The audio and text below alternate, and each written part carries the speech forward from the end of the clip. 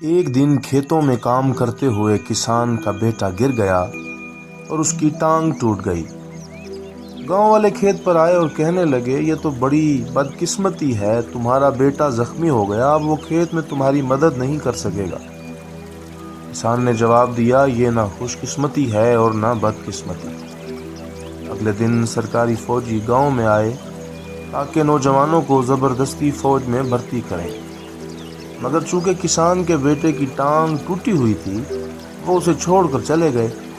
گاؤں والے دوبارہ کھیت پر آئے اور بولے، یہ تو بڑی خوش قسمتی ہے۔ کسان نے پھر کہا، یہ نہ خوش قسمتی ہے اور نہ بدقسمتی۔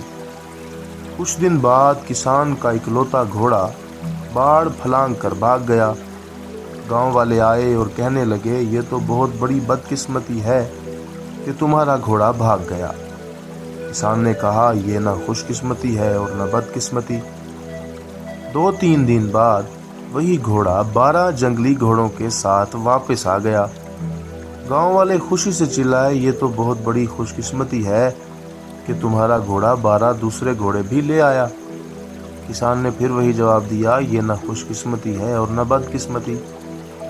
آپ دیکھ سکتے ہیں کہ کسان کتنا دانا تھا، کہ جانتا تھا کہ جو کچھ ہو رہا ہے اس کا ایک مقصد اور مطلب ہے، جو صرف نظر آنے والے واقعے سے کہیں زیادہ گہرا ہے۔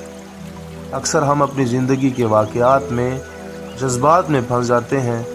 یاد رکھو، انسانی تعلیمات کہتی ہیں، کچھ بھی لمبا یا چھوٹا، گرم یا ٹھنڈا، اچھا یا برا نہیں ہوتا۔ اگر آپ کسی چیز کو اچھا یا برا سمجھتے ہیں تو ہمیشہ اپنے آپ سے پوچھیں، کسی کے مقابلے میں اچھا یا کس کے مقابلے میں برا۔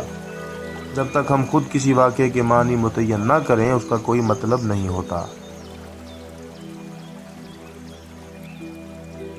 اگر آپ ہمارے اس چینل پر نئے ہیں اور اس طرح کی کہانیاں سننا پسند کرتے ہیں تو ہمارے چینل حکایت زمانہ کو سبسکرائب کریں اور بیل کے آئیکن کو ضرور پریس کریں تاکہ آنے والی تمام کہانیوں کے نوٹیفیکیشنز آپ کو ملتے رہیں۔